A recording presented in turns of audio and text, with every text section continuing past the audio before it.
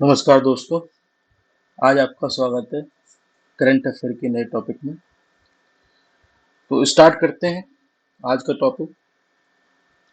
तो पहला टॉपिक ये है कि केरल के राज्यपाल ने अध्यादेश को दोबारा लाया गया है। ठीक है, तो इस संदर्भ में हमारा अध्यादेश का जो टॉपिक है वो महत्वपूर्ण है कि इस टॉपिक के संवैधानिक प्रावधान क्या क्या है और विशेषताएं क्या है और लिमिटेशन क्या है और कंसर्न्स क्या है। ये सारे टॉपिक इंपोर्टेंट है, तो ये हम देखेंगे। तो सबसे पहले हम अध्यादेश जारी करते हैं। तो अध्यादेश जारी राष्ट्रपति के द्वारा किया जाता है और स्टेट में राज्यपाल के द्वारा। राष्ट्रपति के द्वारा आर्टिकल 123 के तहत और राज्यपाल के द्वारा आर्टिकल 213 के तहत अध्यादेश को जारी किया जाता है। क्या अध्यादेश विधि की तरह होता है? हाँ, ये इसका लीगल इफेक्ट सारा कुछ एक जो लॉ बनता है उसकी तरह ही होता है, कानून की तरह होता है, लेकिन इसका जो एक टेम्परेरी बेसिस पे होता है, अस्थायी रूप से होता है। ठीक है, तो ये एक पहली विशेषता है। तो अध्यादेश कब लाया जाता है? अध्यादेश की पहली लाने के लिए सबसे पहली प्रॉपर्टी ये है कि सदन का एक हाउस या दोनों सदन का शस्त्र न चल रहा हो और तब अध्यादेश लाया सकता है। दूसरा, राष्ट्रपति को तत्कालिक आभास हो जाए कि अध्यादेश लाना अति आवश्यक है, हमारा कानून का विषय है, कोई समस्या का समाधान करने के लिए हमें अध्यादेश लाना जरूरी है, तब अध्यादेश लाया जा सकता है। तीसरा पॉइंट ये है कि अध्यादेश लाते समय राष्ट्रपति या राज्यपाल को जो उनकी नीति है वो हमेशा मेलाफाइड नहीं होनी चाहिए। मतलब अध्यादेश लाने के लिए उसको क्या होना चाहिए? तर्क संगत होना चाहिए और और मतलब कि उचित रूप से वो अध्यादेश लाया जा सकता है, ना कि गलत इरादों के साथ। तो ये तीन विशेषताएं हैं। नेक्स्ट, कुछ फीचर्स जानते हैं। अध्यादेश को रिट्रोस्पेक्टिव में लागू किया जा सकता है, मतलब भूतकालिक प्रभाव से। मतलब कि राष्ट्रपति चाहे कि अध्यादेश को हम 15 अगस्त 1947 से लागू करेंगे तो अध्यादेश 15 अगस्त 1947 से लागू हो जाएगा। दूसरी फीचर से है कि अगर संसद का सत्र अगर चल रहा है तो अध्यादेश उस समय राष्ट्रपति के द्वारा लाया गया है या राज्यपाल के द्वारा, तो अध्यादेश कैसा होगा? नल एंड वॉइड होगा। मतलब कि वो अध्यादेश क्या हो जाएगा? स्वतः क्या हो जाएगा? समाप्त हो जाएगा, उसकी कोई वैल्यू नहीं होगी। तीसरी फीचर से यह है कि अध्यादेश को लाने के 6 मंथ में उसको क्या करना है? संसद या विधायिका से क्या करना पड़ेगा? उसको अनुमोदन करना होता है, अन्यथा अध्यादेश का जितना भी प्रभाव है वो क्या हो जाएगा? समाप्त हो जाएगा। ठीक। अध्यादेश के द्वारा ये नहीं होना चाहिए कि अध्यादेश हमेशा बार बार लाना चाहिए। क्यों? अगर बार बार लाओगे तो राष्ट्रपति का शासन जैसा लगेगा, ना कि लोकतांत्रिक रूप से। तो ये पॉइंट है आपका। ठीक है, और एक चीज हमेशा ध्यान रखना कि अध्यादेश के द्वारा फंडामेंटल राइट, मौलिक अधिकारों को कभी समाप्त नहीं किया जा सकता। इस पॉइंट को आप ध्यान रखेंगे क्योंकि प्रीलिम्स में कभी ये स्टेटमेंट के रूप में आ सकता है। और अध्यादेश का अगर रेजुलेशन अगर का अनुमोदन नहीं हुआ है तो वो क्या हो जाएगा? नल एंड वॉइड हो जाएगा। ये हम पहले पढ़ चुके हैं। ठीक, तो अध्यादेश के संबंध में हो गया। अब अध्यादेश तो है, लेकिन उस अध्यादेश का लोगों ने, सरकारों ने मिसयूज भी किया है। तो मिसयूज कैसे करते हैं? मिसयूज होता है तो उसका क्या प्रभाव होता है? पहला प्रभाव ये है कि अगर अध्यादेश कोई लाया तो अध्यादेश कौन लाता है? या तो राष्ट्रपति लाएगा या तो गवर्नर लाएगा। तो इसका मतलब क्या है कि संसद के द्वारा पारित वो नहीं हुआ है। तो इसका मतलब क्या हो गया? इसका मतलब हो गया कि संसद में संवाद नहीं हुआ है, वाद विवाद नहीं हुआ है। तो इसका मतलब लोकतंत्र का क्या हो गया? ह्रास हुआ है। अगर लोकतंत्र का ह्रास हो गया तो संवैधानिक मूल्यों का क्या है? उल्लंघन। ठीक। तो अध्यादेश हमेशा क्या है कि स्पिरिट ऑफ डेमोक्रेसी के अगेंस्ट होता है। तो ये पॉइंट आप ध्यान रखेंगे। अगर इसकी लिमिटेशन में देखेंगे तो आप ये कर दोगे, लिख सकते हैं। दूसरा, अध्यादेश के द्वारा ये विधायिका संबंधी जो प्रक्रिया होता है उसको बाईपास किया जाता है, ये हम पढ़ चुके हैं।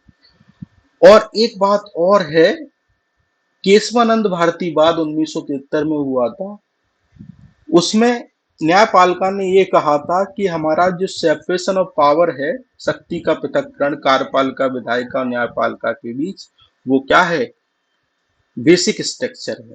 क्या है बेटा, बेसिक स्ट्रक्चर। अगर बेसिक स्ट्रक्चर का मतलब ये हुआ कि संविधान का मूलभूत सिद्धांत है, इसको न्याय विधायिका भी परिवर्तित नहीं कर सकती। लेकिन अध्यादेश के द्वारा क्या होता है, केवल कार्यपालिका के द्वारा ही कानून बना लिए जाते हैं और कार्यपालिका के द्वारा ही कानून को क्रियान्वयन किया जाता है। जबकि शक्ति के प्रक्रम में क्या होता है, विधायिका कानून बनाती है और कार्यपालिका कानून का क्रियान्वयन करती है और न्यायपालिका कानून की क्या करती है, समीक्षा करती है। तो ये against of separation of power है अध्यादेश, ठीक। और ये बेसिक स्ट्रक्चर के, तो जो कि बेसिक स्ट्रक्चर है तो इसको बार बार हम नहीं ला सकते। और एक कुछ इसी संदर्भ में कुछ सुप्रीम कोर्ट के जजमेंट के अगेंस्ट भी है, जैसे सी वंदावा केस है उसके अगेंस्ट है, कृष्ण कुमार वाद है उसके अगेंस्ट उन्होंने कहा था कि अध्यादेश को तत्कालीन परिस्थितियां, अगर विषम परिस्थितियां हैं तभी लाया जाना चाहिए, अन्यथा बार बार ये प्रक्रिया का हिस्सा नहीं होना चाहिए। जैसे एग्जाम्पल के तौर पे देखें कि 2013-14 में सिक्योरिटी लॉ लाया गया, उसको 3 बार लाया गया अध्यादेश के फॉर्म में, जो कि सर्वथा गलत है। तो अगर मेंस में टॉपिक आते तो आप इन पॉइंटों को लिख सकते हैं। अब एक क्वेश्चन आया था प्रीलिम्स में, क्या है, consider the following statement, president of India can summon session of the parliament at such place he see think fit. मतलब कि अगर प्रेसिडेंट, मतलब कि राष्ट्रपति अगर जैसा सोचेंगे तब वो मतलब कि संसद के सत्र को क्या कर सकते हैं, बुला सकते हैं। तो ऐसा ये सही है। अब दूसरा पॉइंट देखो क्या बोला, constitution of India provide 3 session. क्या संविधान संसद के 3 सत्र प्रोवाइड करता है, नहीं करता है। तो देखो यहीं से गलत हो गया दूसरा वाला, तो दूसरा ऑप्शन गलत है, तो हमारा कौन सा बचा, ये बार पहला बचा और तीसरा बचा। There are no minimum number of day that parliament required meet. तो ऐसा कुछ नहीं है। कभी आपने सुना होगा संसद किसी सत्र में हमारा किसी ईयर में 120 दिन चली, किसी ईयर में 100 दिन चली, तो ऐसा कोई मिनिमम नंबर नहीं है। तो कॉमन सेंस का पूरा सोचते तो ये क्वेश्चन आपका सॉल्व हो जाता। तो इसका आंसर क्या होगा, 1 और 3, ठीक। नेक्स्ट, अब आगे सुप्रीम कोर्ट ने बोला कि माइनॉरिटी का अगर डिसीजन अगर डिस्ट्रिक्ट लेवल पे करोगे, वो क्या है, विधि के विपरीत है, ऐसा करना तर्क संगत नहीं है। तो इस संदर्भ में कुछ सुप्रीम कोर्ट के निर्णय भी हैं। 2002 में TM पाइप फाउंडेशन केस है जिसमें 11 जजों की बेंच थी। उसने बोला कि माइनॉरिटी का निर्धारण आप स्टेट के आधार पर करो और स्टेट के आधार पर आप क्या करोगे, स्टेट के आधार पर ही माइनॉरिटी को कुछ लाभ मिलेंगे। वो एजुकेशन लाभ हो सकते हैं, रिलीजियस लाभ हो सकते हैं और लिंग्विस्टिक लाभ हो सकते हैं, जो भी लाभ होंगे, लेकिन वो उसका बेस क्या होगा, राज्य होगा, ना कि राष्ट्र होगा, ना कि जिला होगा। ऐसा ही कुछ सुप्रीम कोर्ट ने बाल पाटिल केस में 2005 में बोला कि स्टेट ही क्या होगी, मूलभूत इकाई होगी, ठीक। तो ये चीज आप ध्यान रखना, संविधान में कहीं नहीं लिखा गया है कि अल्पसंख्यक राज्य के आधार पर होंगे, ना संविधान में ना कानून में, केवल किसने बोला है, सुप्रीम कोर्ट ने बोला है, ठीक है। तो ये आप ध्यान रखना। प्रीलिम्स में क्वेश्चन आ सकता है कि संविधान के अनुसार अल्पसंख्यकों का निर्धारण राज्य के आधार पर होगा, जो कि सर्वथा गलत है, ठीक। अब ये देख लेते हैं कि संविधान में क्या प्रावधान है। आर्टिकल 29 ये बोलता है कि any section of the citizen of India जिनकी भिन्न भिन्न भाषा हो सकती है, लिपि हो सकती है, संस्कृति हो सकती है, उनको क्या करेंगे, वो कंजर्व करेंगे, संरक्षण करेंगे, ठीक है। चाहे माइनॉरिटी वो धार्मिक हो, चाहे वो भाषा के आधार पर हो, तो इसको भी क्या करेंगे, कंजर्व करना चाहिए। तीसरा आर्टिकल 30 ये बोलता है कि जितने भी माइनॉरिटी हैं देश में, उनको अपने शैक्षणिक संस्थानों का प्रशासन करने का अधिकार होगा, ठीक है। उनमें राज्य क्या नहीं करेगा, इंटरफेयर नहीं करेगा। लेकिन ये केवल आर्टिकल 30 केवल माइनॉरिटी तक सीमित है, आर्टिकल 29 की तरह any section of of India की तरह नहीं है, ठीक है, केवल कहां तक है, माइनॉरिटी तक है। तो दो प्रावधान। तीसरा, सातवें संविधान द्वारा आर्टिकल 350 भी जोड़ा गया, उसमें प्रावधान किया गया कि भाषीय अल्पसंख्यक वर्ग के लिए एक स्पेशल ऑफिसर नियुक्त किया जाएगा जो उनकी क्या करेगा, देख रेख करेगा मामलों की, क्योंकि भाषा का ज्ञान है या नहीं है। प्राथमिक शाला में उनको भाषा, मातृभाषा में शिक्षा दी जा रही है या नहीं दी जा रही है, क्या क्या प्रावधान किए जा सकते हैं और क्या नहीं किए जा सकते, ये सब बातें हैं, ठीक है, ये ध्यान रखना। अब बात करते हैं भारत छोड़ो आंदोलन की। तो भारत छोड़ो आंदोलन 8 अगस्त को शुरू किया गया था, तो 9 अगस्त को उसको 80 साल हो गए हैं। 80 साल की, आज 80वां साल हो गया है, तो इसमें महात्मा गांधी ने ऑल इंडिया कांग्रेस कमेटी में इसको लॉन्च किया गया था और नारा दिया था डू और डाई, मतलब करो या मरो, अपनी स्वतंत्रता के लिए या तो कुछ करो या फिर मर जाओ, इसके बिना आगे हम, इसके बिना काम नहीं चलेगा। कहाँ दिया था, ग्वालियर टैंक में दिया था। इसको अगस्त क्रांति मैदान भी बोलते हैं, ठीक। उस टाइम पे अरुणा आसफ अली तिरंगा को, ट्राई कलर एक तिरंगा था, उसको लहरा रही थी, तो उसको, इनको कॉमनली नाम से जो बोलते हैं ग्रांड ओल्ड लेडी बोलते हैं। उसी टाइम पे क्विट इंडिया स्लोगन यूसुफ मेहर अली द्वारा भी दिया गया था। तो ये हमेशा आप गलत करते हो कि महात्मा गांधी द्वारा, लेकिन इसको स्लोगन किसने कॉइन किया था, यूसुफ मेहर अली ने दिया था। एक स्लोगन और था, करो और मरी, वो भी यूसुफ मेहर अली ने दिया था। एक स्लोगन और था, साइमन गो बैक, वो भी यूसुफ मेहर अली ने दिया था, जो कि मुंबई के मेयर थे। इस संबंध में आप चीजें ध्यान रखोगे। दूसरा, भारत छोड़ो आंदोलन के कुछ हम कॉजेस देखते हैं, क्या क्या कारण रहे होंगे कि भारत छोड़ो आंदोलन हुआ।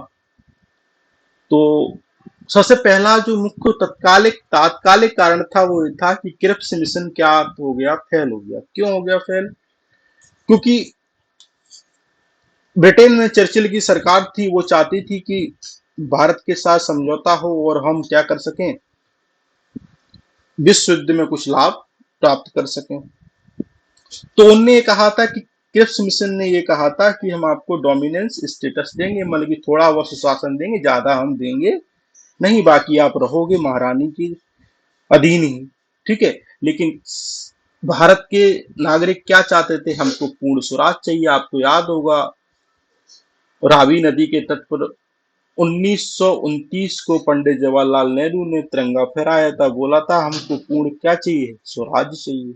लेकिन अभी भी 1942 में क्या दे रहे थे, डोमिनेंस स्टेटस दे रहे थे, जो कि पूर्णतः गलत था। तो ये क्रिप्स मिशन क्या हो गया, फेल हो गया, मतलब कि वादा करके क्या किया, धोखा किया। तो भारत की जनता क्या हो गई, आक्रोशित हो गई, ठीक। दूसरा क्लॉज ये था कि द्वितीयों में विश्व युद्ध द्वितीयों में भारत की भागीदारी ब्रिटेन कर रहा था, बोल रहा था कि भारत हमारे साथ है, जबकि महात्मा गांधी जवाहरलाल नेहरू बोल रहे थे कि हम ब्रिटेन के साथ नहीं है, ये अराजकतावादी हैं और नाजीवादी और अराजकतावादी में कोई फर्क नहीं है, फर्क नहीं है, ठीक। तो इस आधार पर भारत ने विरोध किया। इसी संदर्भ में भारत ने चंपारण सत्याग्रह चालू किया, जिसमें बोला गया कि दिल्ली चलो, नारा दिया गया। उसमें उसमें क्या होता था, डिप्टी कलेक्टर से, सॉरी कलेक्टर से उनको परमिशन ले जाती थी और गांव तक जाते थे, गांव से फिर दिल्ली की ओर रवाना होते थे। तो इस आधार पर उनको ये दिया गया। और पुराने एंटी सेंटीमेंट पुराने एंटी पुराने एंटी सेंटीमेंट जो ब्रिटिश के अगेंस्ट थे वो भी चल रहे थे। 1857 की क्रांति हो, किसान आंदोलन हो, आदिवासी आंदोलन हो, असहयोग आंदोलन हो, सविनय अवज्ञा आंदोलन हो, तो इतने सारे आंदोलन होने को, गांधी की रणनीति हो, तो इतने सारे कार्यक्रम के दौरान भारतीय जनता के ब्रिटिश के खिलाफ जो भावनाएं थी वो आक्रोशित थी, तो ये भी एक कारण था। और विश्व युद्ध के दौरान भारत में कुछ वस्तुओं की कमी हो गई थी, खाद्यान्न भारत से ब्रिटेन की तरफ जा रहा था, वहां विश्व युद्ध चल रहा था, तो महंगाई बढ़ गई थी। तो इस आधार पर भारत में भी सेंटीमेंट थे। तो ये सारे कारण मतलब कि सम्मिलित रूप से थे, जो जिसने भारत छोड़ो आंदोलन को क्या किया, शुरू करवाया, एक प्रोसेस के रूप में उसको आगे बढ़ाया। तो गांधी ने, ये हम यहाँ तक पढ़ चुके हैं। जैसे ही गांधी जी ने आंदोलन की शुरुआत की तो जितने भी सीनियर लीडर थे वो उनको जेल में डाल दिया गया। अब सारे लोग जेल में चले गए तो आंदोलन को शुरू कौन करेगा। तो गांधी जी ने कहा था कि जब वो संबोधन दे रहे थे उन्होंने कहा था कि अपने अपने अनुसार, हृदय की भावनाओं के अनुसार आप क्या करो, आंदोलन का अनुसरण करो, जो अहिंसक रूप से क्या होना चाहिए, आंदोलन होना चाहिए। और गांधी जी अगर जेल में चले गए तो फिर आंदोलन और क्या हो गया, ये उग्र हो गया। टिल मिड सितंबर तक police station, court, post office, other symbol पर गवर्न अथॉरिटी पर रिपीटेड अटैक हो रहे थे, जो कि क्या कर रहे थे, लोग कर रहे थे। कई जगह समांतर सरकारें बनी, बलिया में बनी, महाराष्ट्र में बनी, पृथ्वी चौहान तो उसके नेता थे, चित्तू पांडे बलिया में थे। और इसी दौरान नए लीडर आए, जिसमें राम मनोहर लोहिया थे, जेपी नारायण थे, अरुणा आसापल्ली थी, बीरजू पाटनिक थे, सुचिता कृपलानी थी। और उषा मेहता ने गोपनीय तरीके से रेडियो का संचालन किया, कम्युनिकेशन स्टेब्लिश करने के लिए। और इस दौरान ब्रिटिश सरकार भी आंदोलन को दबाने में बड़े जोर शोर से लगी थी। उसमें 60,000 पीपुल उस टाइम तक 1942 तक कहाँ थे, जेलों में थे। ठीक, ये सारे पॉइंट थे। अब कुछ कारण ये हैं कि इसके आंदोलन फेलियर रहा, तो फेलियर के कुछ कारण देख लेते हैं। ब्रिटेन ने बहुत बुरी तरीके से आंदोलन को दबाया, जिसमें कुछ पीपल मारे गए, कुछ पे लाठीचार्ज किया गया, विलेज को जलाया गया, और कुछ फाइन लगाए गए। कुछ लोगों का सपोर्ट भी नहीं था, जैसे मुस्लिम लीग हो गई, कम्युनिस्ट पार्टी हो गई, और हिंदू महासभा हो गई। कम्युनिस्ट पार्टी हमारी विदेश में जो पार्टी थी उससे निर्देशित होकर चल रही थी। द्वितीय विश्व युद्ध चल रहा था, उसमें ब्रिटेन और रूस एक हो गए थे, तो फिर कम्युनिस्ट पार्टी भी ने ब्रिटेन का सहयोग किया, तो इसलिए वो आंदोलन से अलग रही, एक कारण है। और जो हमारा नौकरशाही थी वो तो साथ थी ही नहीं, क्योंकि ब्रिटिश की नौकरशाही थी। और कुछ कांग्रेस लीडर थे जैसे सी राजगोपालाचारी, वो आंदोलन के महात्मा गांधी के फेवर में नहीं थे। ये सब कारण है, आप इनको ध्यान रखिएगा, इंपोर्टेंट पॉइंट है वो भी आप ध्यान रखिएगा। तो ये प्रीलिम्स की दृष्टि से भी हो गया और मेंस की दृष्टि से भी हो गया, जो भी आएगा वो साथ साथ हो जाएगा। अब एक क्वेश्चन आया था कि 8 अगस्त 1942 को किससे संबंधित, हमें पता है क्या है, भारत छोड़ो आंदोलन रेजुलेशन से संबंधित। तो आप देख लेना इसको।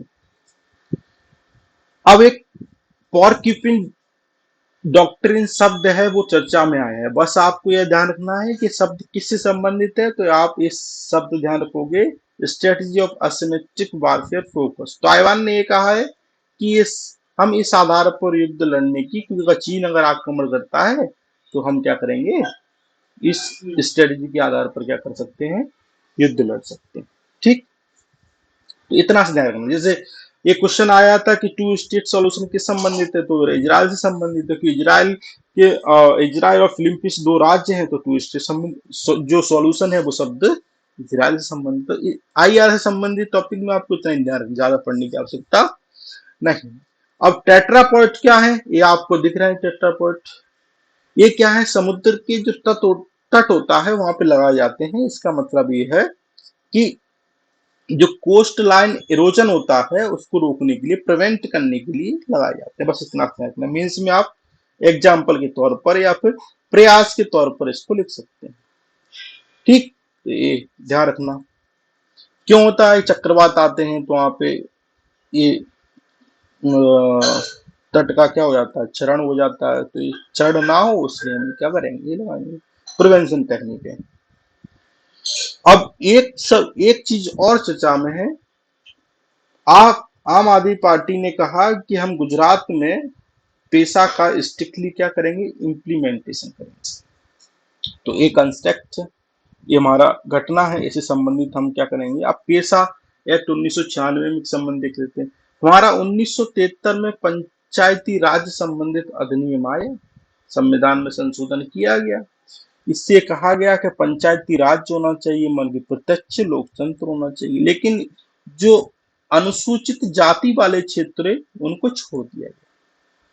तो वहां पे पंचायती राज बढ़ाने के लिए, थ्री टायर सिस्टम लाने के लिए भूरिया समिति ने रिकमेंडेशन दी। उनने कहा कि पेशा एक्ट लाओ और वहां पे पंचायती राज लाओ। ठीक, ये इंपोर्टेंट है। ये अभी तक 10 स्टेटों में है। कितने स्टेटों में, 10 राज्यों में। आप कमेंट करके बताओगे कि कौन कौन से राज्य।